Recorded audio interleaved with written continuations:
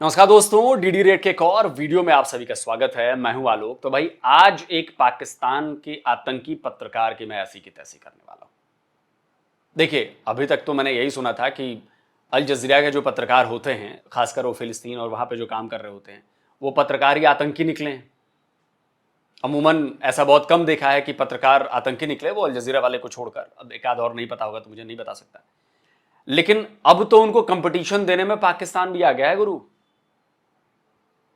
अब पाकिस्तान ने कहा होगा कि अरे इस्लामिक देशों का ठेकेदार तो मैं हूं, इस्लाम का गढ़ तो मैं हूं, तो मैं इस काम में कैसे पीछे रहूं।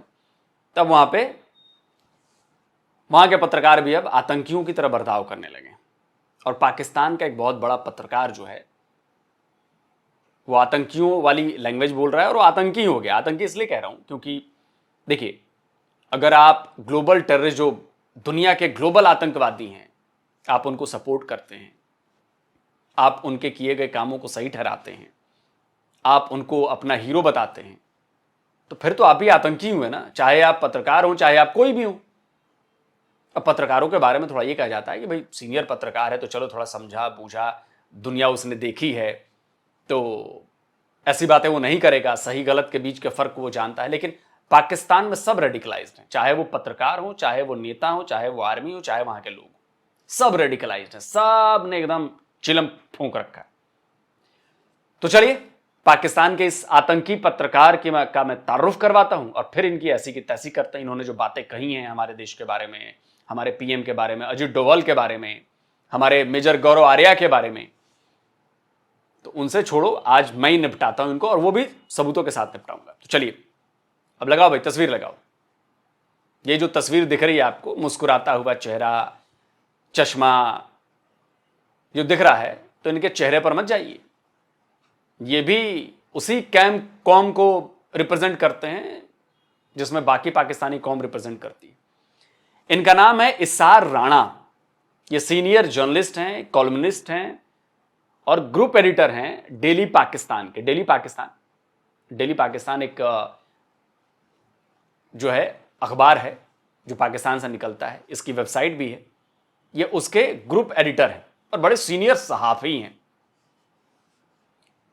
लेकिन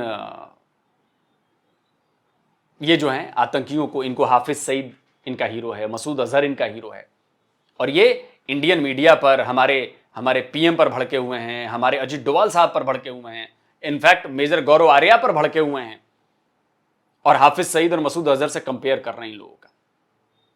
समझ रहे हैं आप? और ये भड़के इसलिए हुए हैं क्योंकि बिलावल भुट्टो ने एक बयान दे दिया है, और बिलावल भुट्टो के बयान पर इनका माथा खराब हो गया। बोले अरे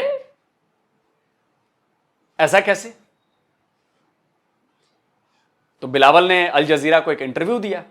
उस इंटरव्यू में उसने हाफिज सईद और मसूद अजहर पर एक बयान दे दिया, और उस बयान के बाद बवाल मचा हुआ पाकिस्तान के भीतर। तो इसलिए जो इकोनॉमिक टाइम्स ने खबर छापी ना, कल परसों जो भी छापी, उसकी हेडिंग बड़ी जबरदस्त थी। Bilawal Bhutto's offer to extradite Hafiz Saeed to India ignites internal conflict in Pakistan. ये बिल्कुल सही बात है। अब एकदम पाकिस्तान में बवाल मचा होगा, इंटरनल कॉन्फ्लिक्ट इस मामले पर। अब बिलावल को लोग गालियां दे रहे हैं, ये दे रहे हैं, वो दे रहे हैं, सब अपना अपना ना वफादारी साबित करने में जुटे हैं सेना से। अरे ऐसे कैसे, वैसे कैसे। अरे बिलावल ने ऐसे ही बयान नहीं दिया होगा, कुछ सोच समझ कर दिया होगा। तो मैं बता दूं कि बिलावल ने अल जजीरा को 4 जुलाई को दिया, ये द हिंदू का है, दिखा देता हूं। उसने कहा कि जो कंप्रिहेंसिव डायलॉग है पाकिस्तान का, जो उसमें टेररिज्म भी है और एक मुख्य मुद्दा है, ये वन ऑफ द इश्यूज है, और वो हम इस पर चर्चा करेंगे। और मैं श्योर हूं इस बारे में कि पाकिस्तान जो है वो अपोज नहीं करेगा अगर ऐसी कोई चीज होती है तो। अब वो ऐसी कोई चीज क्या थी? वो चीज ये थी कि सवाल ये पूछा गया था कि he was responding to a question about extraditing Lashkar e Taiba chief Hafiz Saeed and Jaish e Mohammed chief Masood Azhar as possible concessions and good faith gestures to India. तो ये जो गुड फेथ गेस्चर्स इंडिया के साथ जो बनाने हैं, इसके लिए पूछा गया कि भाई क्या आप पाकिस्तान लश्कर ए तैयबा और हाफिज सईद को भारत को सौंप सकता है? तो इसने कहा कि हाँ सौंप सकते हैं, कोई दिक्कत नहीं है, पाकिस्तान अपोज नहीं करेगा। बस इसी के बाद ये पाकिस्तानी पत्रकार महोदय जो हैं, उनके भीतर का जो आतंकी है वो जागृत हो गया है, और फिर वही हुआ जो अक्सर होता है, कैमरे पर बैठकर इनका ज्ञान चालू हो गया। तो कैमरे पर बैठकर इन्होंने क्या ज्ञान दिया है और उसका काउंटर में फैक्ट के साथ क्या करूंगा, ये मैं आपको बताऊंगा। लेकिन उससे पहले एक बहुत जरूरी बात आपसे शेयर करनी है। बहुत से लोग मुझसे कमेंट सेक्शन में पूछते हैं कि अपनी इनकम को कैसे इंक्रीज करें और फाइनेंशियल फ्यूचर को कैसे सिक्योर करें। तो सीधा जवाब है दोस्तों, स्टॉक मार्केट में इन्वेस्टेड रहना और मार्केट में सही जगह से शुरुआत करना बहुत सरल होता है। तो इसलिए मैं आपको एक बढ़िया एप्लीकेशन से इंट्रोड्यूस करवाना चाहता हूं जो आपके लिए स्टॉक मार्केट में ट्रेडिंग को इजी बनाता है। इस ऐप का नाम है मार्केट वुल्फ, एक सिंपल और पावरफुल ट्रेडिंग ऐप। और सबसे अच्छी बात, मार्केट वुल्फ एक सेबी रजिस्टर्ड ऐप है जहां आप ट्रेडिंग की शुरुआत कर सकते हैं सिर्फ 99 रुपीज के लाइफ टाइम फी से। और यहां कोई ईयरली मेंटेनेंस चार्जेस या हिडन चार्जेस नहीं है और ये एंड्रॉयड और iOS दोनों पर अवेलेबल है। चलिए मैं आपको दिखाता हूं कि इसे यूज कैसे करते हैं। देखिए, मैंने यहां पर खोला मार्केट वुल्फ का ऐप और पिन डालकर अपना लॉगिन मैंने कर लिया। अब मैंने चूज किया इंडिसेस एंड स्टॉक्स और सेलेक्ट किया इजी टू ट्रेड वाला ऑप्शन। अब मैं सेलेक्ट कर सकता हूं कि मुझे किस में ट्रेड करनी है। चलिए मैं सेंसेक्स को चूज कर लेता हूं। यहां दिख रहे ट्रेंड्स देख के मुझे लग रहा है कि ये नीचे जाएगा, तो मैं सेलेक्ट कर लेता हूं डाउन ऑप्शन। यहां मैंने 3 लॉट्स ऐड कर लिए हैं और बस ट्रेड प्लेस हो गया। अब यहां मैं अपना ट्रेड मॉनिटर भी कर सकता हूं। देखिए, यह ऐप की और खासियत है, आप यहां बहुत छोटी सी इन्वेस्टमेंट अमाउंट से भी ट्रेडिंग शुरू कर सकते हैं, जहां दूसरे ऐप्स पर आपको 3 गुना ज्यादा पैसे चाहिए होते हैं इन्वेस्ट करने के लिए। और इनकी एक इनबिल्ट फीचर है स्टॉप लॉस की, जो आपको नुकसान से बचाता है। अगर आपका ट्रेड एक लॉस की लेवल को रीच कर जाता है तो यह खुद ही स्टॉप लगा देता है ट्रेड पर, ताकि आपका ज्यादा नुकसान ना हो। इनका जो ब्रोकरेज भी है वो भी इंडस्ट्री में one of the lowest brokerage है। मतलब ये आपके लिए हर तरीके से बहुत ही अच्छी डील है। अब यहां बैठकर आप लाइव मॉनिटर कर सकते हैं अपने ट्रेड को और इतनी आसानी से यहां 1905 रुपए का प्रॉफिट बुक हो चुका है और वो भी इतने कम समय में। आप यहां सब कमोडिटीज यानी गोल्ड, सिल्वर, क्रूड ऑयल या नेचुरल गैस भी इतनी ही आसानी से ट्रेड कर सकते हैं, सुबह के 9 बजे से रात के 12 बजे तक। मार्केट वुल्फ ऐप आपको पूरे तरीके से ट्रेडिंग में हेल्प करता है। इनकी एक डेडिकेटेड टीम है सेबी रजिस्टर्ड एनालिस्ट की, जो आपको हर रोज फ्री में ट्रेड आइडियाज देती है। ये देखिए, अप्रैल और मई के प्रॉफिट्स। तो अगर आपको पता नहीं किसमें ट्रेड करना है तो आप बस एक क्लिक में इनके जो रिकमेंडेशंस होते हैं उसे आप फॉलो कर सकते हैं। देखिए जून का परफॉर्मेंस चार्ट, जहां ट्रेडर्स ने 70,468 रुपए का प्रॉफिट बुक किया है, जो है 203 यानी कि 203% रिटर्न्स सिर्फ इनकी एक्सपर्ट रिकमेंडेशंस के जरिए। और आप उनकी पास्ट परफॉर्मेंस भी देख सकते हैं ऐप पर। हर महीने इन्होंने काफी अच्छा प्रॉफिट बुक किया है। सबसे बढ़िया बात है कि इस प्रॉफिट पे मार्केट वुल्फ का कोई कमीशन नहीं लगता।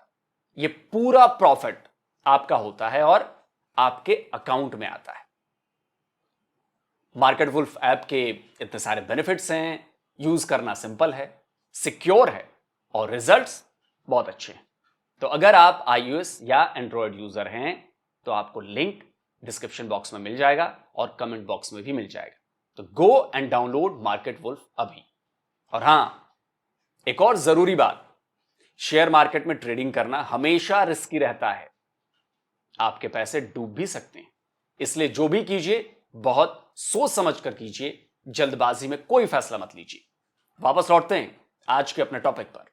हाँ भाई, तो आज बात हो रही थी पाकिस्तान के एक सीनियर सहाफी, सीनियर जर्नलिस्ट, सीनियर पत्रकार, जिनके भीतर का आतंकी जो है वो जागृत हो गया है। फोटो एक बार फिर से दिखा देता हूं कि आप लोग भूल ना जाएं। इसार राणा नाम है इनका, ये सीनियर जर्नलिस्ट हैं और ये जो वहां का डेली अखबार है डेली पाकिस्तान, उसके ये ग्रुप एडिटर हैं जी। और ये बिलावल भुट्टो के जो हाफिज सईद और मसूद अजहर पर जो बयान दिया वो मैंने आपको बता दिया, उस पर भड़के हुए।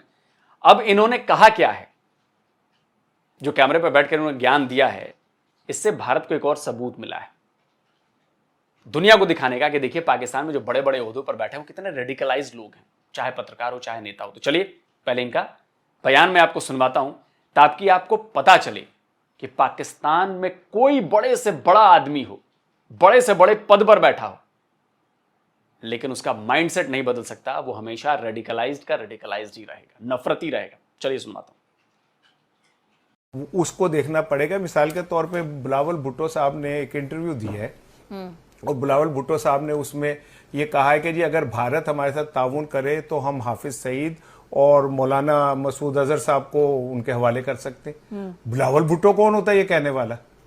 या बिलावल भुट्टो की क्या हैसियत या औकात है कि वो ये बैठ के फैसले करे जी भारत हमसे ताउन करे? क्या बिलावल भुट्टो वजीर आजम है? बिलावल भुट्टो सदर है? वजीर खारजा है? क्या है वो कि जी अगर भारत हमसे ताउन करे तो हम ये दोनों भाई तो वो मसूद आप पत्रकार हैं, इतनी बड़ी बेवकूफ़ी की उम्मीद आपसे नहीं थी, लेकिन चूंकि आप पाकिस्तान के पत्रकार हैं तो आपकी बेवकूफ़ी की 100% गारंटी है। आप कह रहे हैं कि बिलावल भुट्टो क्या है? बिलावल भुट्टो जो है वो आपका फॉरेन मिनिस्टर रहा है, फॉर्मर, और वो रिटायर नहीं हुआ है। दोबारा आगे चल के वो वजीर आजम भी बन सकता है पाकिस्तान का, ये मत भूलिएगा। उसका बाप आपके देश का प्रेसिडेंट है, ये भी मत भूलिए। बिलावल भुट्टो कोई छोटी मोटी हस्ती नहीं है, आप जैसे 2 टके के लोग नहीं है वो। आपकी कलम नहीं चलेगी, आपकी जबान से निकली हुई बात दुनिया में नहीं मानी जाएगी, लेकिन बिलावल भुट्टो की जुबान से निकली बात मानी जाएगी, क्योंकि बिलावल भुट्टो पाकिस्तान का फॉरेन मिनिस्टर रह चुका है। बिलावल भुट्टो का बाप यहां का प्रेसिडेंट है, और इसकी कोई गारंटी नहीं है कि बिलावल भुट्टो आगे चलकर पाकिस्तान का पीएम नहीं बनेगा। दावा करने वाले तो बड़े बड़े दावा करते थे, ये नहीं बनेगा, वो नहीं बनेगा, ऐसा है वैसा है। भाई फॉरेन मिनिस्टर तक पहुंच चुका है ना, काबिलियत नहीं होने के बाद भी, तो वो पीएम भी बनेगा आने वाले वक्त में। आप ये देख लीजिएगा, मेरी बात याद रखिएगा पाकिस्तान के लोगों की। किसी ने कहा था किसी इंडियन ने, तो उसकी औकात मत बताइए, अपनी औकात देखिए कि आपकी औकात क्या है। उसकी औकात पूरी दुनिया को पता है कि क्या है वो। उसकी फैमिली रूल करती है पाकिस्तान पर। आप उस बिलावल भुट्टो की बात कर रहे हैं। उसकी मां इस देश की पीएम रह चुकी है, आप उस बिलावल भुट्टो की बात कर रहे हैं। उसका नाना आपके देश का पीएम रह चुका है, आप उस बिलावल भुट्टो की बात कर रहे हैं। तो चलेगी उन्हीं की, आपकी कोई औकात नहीं है। वो मसूद अजहर हो या वो हाफिज सईद हो, ये हमारा मसला है। बिलावल भुट्टो क्यों नहीं कहता कि जी अजीत डोगल को हमारे हवाले करो, जो एतराफ करता है कि पाकिस्तान के अंदर मैं दहशतगर्दी कराता हूं? भारत क्यों नहीं कहता कि उन सब लोगों को, मेजर ग्रोवर को हमारे हवाले करो, जो खुलेआम कहता है कि हाँ पाकिस्तान के अंदर हमारे एजेंट काम कर रहे हैं, और वो मुंह से कहता है कि यही मौका है अफगानियों क्या नाम के बलोचों कि तुम क्या नाम है पाकिस्तान पे हमला कर दो। बिलावल भुट्टो उनका नाम क्यों नहीं लेता? हाफिज सईद बड़ा बिलावल भुट्टो को वो होता है, मैं हाफिज सईद। अब देखिए, इसके तो ऐसे कपड़े फाड़ूंगा ना मैं, हाफिज सईद और मसूद अजहर, ऐसे कपड़े फाड़ूंगा कि बाप बाप करके चिल्लाएगा। ये पत्रकारिता के नाम पर धब्बा है, जर्नलिज्म के नाम पर धब्बा है। आतंकी को साहब बोल रहा है। वैसे तो आतंकी को साहब बोलने वाले हमारे यहां भी हैं, बताइए आप लोग। आतंकी को साहब बोल रहा है। हजारों लोगों, मासूम लोगों के खून से हाथ जिसके रंगे हैं, उसको ये साहब बोल रहा है, मसूद अजहर को। और तुम बोल रहे हो अजीत डोभाल को। जवाब दूंगा अभी मैं। अजीत डोभाल ने कब कहा कि वो पाकिस्तान में दहशतगर्दी, बलूचिस्तान में दहशतगर्दी कराते हैं? अजीत डोभाल ने बोला था कि जैसे हालात तुम हमारे ऊपर हमले कर रहे हो, मुंबई जैसा एक हमला हुआ, तुम बलूचिस्तान खो दोगे। बलूचिस्तान में क्या हालत है वो दुनिया देख रही है, और तुम लोग लाख चिल्लाते रगड़ते रह जाते हो कि भारत करा रहा है जी, भारत करा रहा है जी, भारत करा रहा है जी। आज तक साबित नहीं हो पाया, हो भी नहीं पाएगा, क्योंकि ये तुम्हारे लोग हैं। बलोच के जो बागी हैं, जो फ्रीडम फाइटर्स हैं, ये तुम्हारे हैं। अभी कश्मीर का पूछ दूंगा, कश्मीर के फ्रीडम फाइटर्स, हाँ अच्छी बात है, होना चाहिए। ओ तुम सपोर्ट करो तो ठीक, हम सपोर्ट कर दें तो गलत। वाह जी वाह, गजब डबल स्टैंडर्ड है भाई। अजीत डोभाल ने कभी नहीं कहा कि हम वहां पे दहशतगर्दी करा रहे हैं। तुम लोगों ने कहा है, ऑन रिकॉर्ड कहा है कश्मीर को लेकर। दिखाऊं तुम्हारी मीडिया की चर्चाएं? लगाओ भाई मीडिया पर किस तरह चर्चा की जाती है कि कश्मीर के लोगों को हथियार दो, भारत के लोगों को हथियारों से सपोर्ट करो। लगाओ क्लिप। क्या हमें कश्मीर के अंदर कश्मीरियों की मादी मदद करनी चाहिए? टू बी वेरी क्लियर, क्या हमें कश्मीरियों को वेपन्स देने चाहिए? इससे कम पे बात नहीं हो सकती, क्योंकि हिंदुस्तान मुज़ाकरात पर आमादा नहीं है। लेकिन बड़ी सीरियस बात हुई है कि हम क्या वेपन देंगे कश्मीरियों को? अगर वेपन अब देंगे तो फिर हाफिज सईद को क्यों बंद किया हुआ है? 5 अगस्त 2019 के बाद वज़ीर आज़म साहब ने जो इक़दामात की मंजूरी दी, बसें बंद, ट्रेन बंद, आना जाना बंद, वहाँ हाई कमिश्नर नहीं है, इधर हाई कमिश्नर नहीं है, तो बातचीत कैसे होगी? तुम मुझे एक क्लिप, एक सबूत लाकर दिखा दो कि अजित डोभाल ने ऐसा कहा हो कि हम वहां पर हथियार देंगे, हमारे किसी नेता ने कहा हो कि हम हथियार देंगे जो ऑफिशियल सरकार में बैठा हो, हमारे किसी बंदे ने कहा हो कि हम हथियार देंगे, हमारी मीडिया पर इस बात की चर्चा हुई हो कि हम हथियार देंगे बलूचिस्तान वालों को और फंडिंग करेंगे। तुम खुलेआम कश्मीर पर बैठकर मीडिया पर अपने यहां ये सब बात करो तो ठीक, हम ना भी करें तो हम गुनहगार। वाह, आज जूते पड़ने वाले हैं साहब आपको बहुत तगड़े तरीके से, बहुत तगड़े तरीके से। छोड़ूंगा नहीं, सबूत अभी लाकर बैठा हूं, गठरी इकट्ठा करके बैठा हूं, मैं ठोकूंगा अभी। मैं बोला हाफिज सईद हमारा मसला है, मसला भी नहीं है, अब तो हमारे सईद है ठीक हाफिज। है, उसको और जिस तरह पहले उनके अब्बू ने कह दिया जब मुंबई का मामला हुआ कि जी डीजीआई एसपीआर और बाकी हमारे सब वहां जाएंगे, हम क्यों कटहरे में खड़े हो? सही है। क्यों बिलावल भुट्टो? पहले भी उन्होंने एक दफा ये कहा कि जी हाँ जी हम तो दहशतगर्दी की सरगर्मियों में मुलविस रहे, अब वो हाफिज सईद और उनका नाम ले रहे हैं।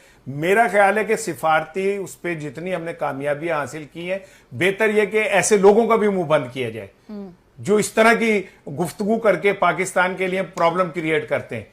और मेरा ख्याल है कि जो लोग ऊपर बैठे हुए हैं, बिलावल भुट्टो अपनी सीवी खराब ना करें, या फिर अगर वो ये सब कुछ कह रहे हैं तो फिर ऊपर बैठे हुए लोगों को सोचना चाहिए। कहीं ना कहीं तो किया होगा, किसी ना किसी कॉन्टेक्स्ट में किसी ना किसी से पूछ के किया होगा। पता नहीं, अब मुझे नहीं पता कि वो हर बात पूछ के करते हैं या कोई बात अपनी मर्जी से भी कर लेते हैं। मुझे नहीं पता, आप ये मुझे बता रही हैं कि वो सारी बात पूछ के करते हैं। नहीं, मैं नहीं बता रही। अभी तो आप कहा कि किसी से पूछा होगा उन्होंने। मैंने कहा कि कहीं ना कहीं से तो कुछ आमद हुई होगी ना। नहीं, आमद क्या, उन्होंने क्या आम ज्यादा खा ली है जो उनको आमद होगी क्या?